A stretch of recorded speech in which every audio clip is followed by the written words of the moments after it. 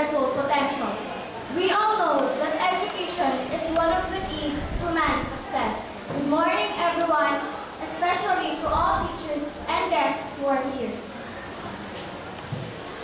This is the output of our research regarding Project Citizen. Based on the group's consensus, surveys, and researches, we have arrived with this problem.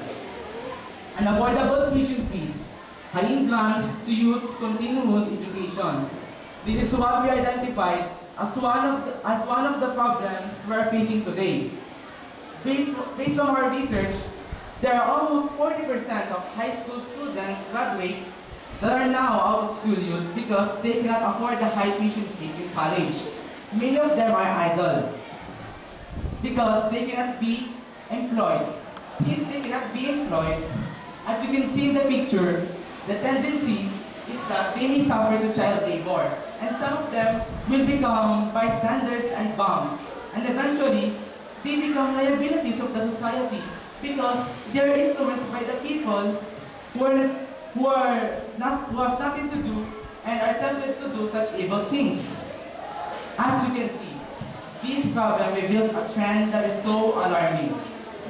Since that the most probable victims here are the young people who are not given the chance to be educated and employed in a job suited in their talents, skills, and abilities. And what is the reason? This is all because that they were not able to finish a course. This problem may cause the failure of the students' goals and success and dreams someday. And as a result, poverty occurs. Truly, the brains are better than that of the bronze. If we are looking forward to a strong and progressive nation, we must produce a healthy and intelligent individual someday. Even God says that people perish because of ignorance. The sad reality is that there are many youth who are uneducated because of the unaffordable tuition fees in college. We all know that one of the basic factors that will assure the Philippines free, brighter future possible is alleviating our standards that concern education with health and nutrition. Therefore, we must combat hindrances in attaining quality education, and one of the reasons for this is the unaffordable tuition fees in college. However, we still believe that in every problem, there is a solution. There are many ways to address this problem, my friends.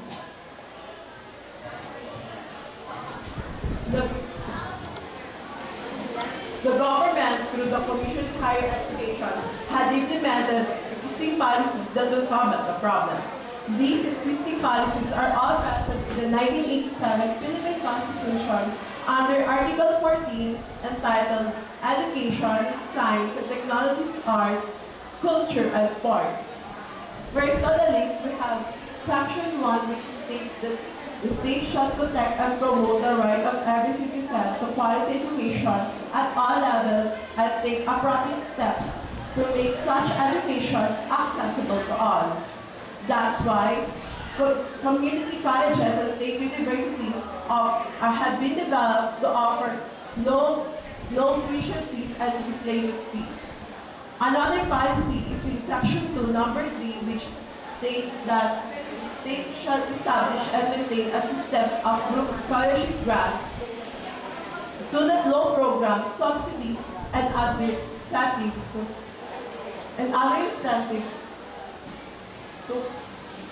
incentives which shall be available to deserving students in both public and private schools, especially to underprivileged. That's why we have the Study Now, Pay Later plan, which grants scholarship to academic excellent students, but belongs to a family of low income. Another policy is under Section 5, which states that the state shall assign the highest budgetary priority to education and ensures that teaching will attract and retain its rightful share to best available talents through remuneration and through adequate remuneration and other means of job satisfaction. These existing policies are all in national level, but we have also existing policy here in Albay, which is authored by Governor Luis Salceda, which states that the establishment of education innovation, such as the first Philippine DepEd, the acronym EQUAL, which means education quality for Albayanos. And however, the existing policies of the government, the increase in tuition fees in state universities have been rapid.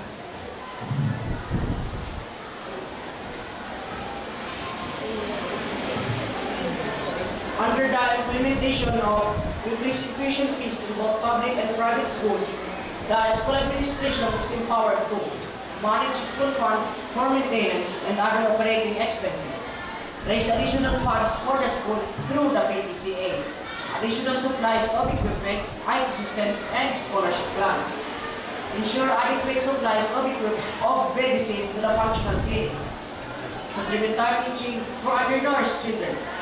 I believe this implementation of tuition fee hike is very beneficial because it provides the needs of both the school and its educators.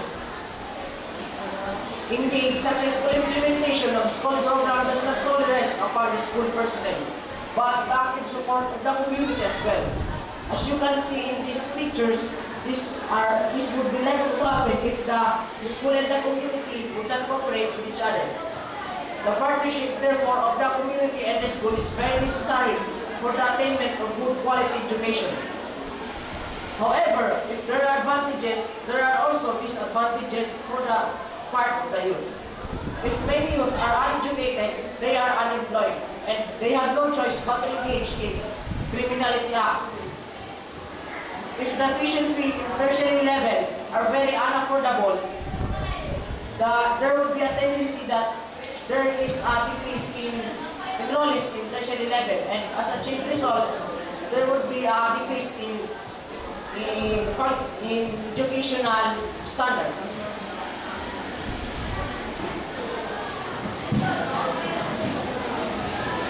We all know that not all policies are well implemented. That's why we are going to propose alternative policies that will serve as a reinforcement in the existing policies. The first is a law that prohibits all universities to have tuition fee hike. Many universities in the Philippines have these cases, and many students are protesting against this, as shown in the picture.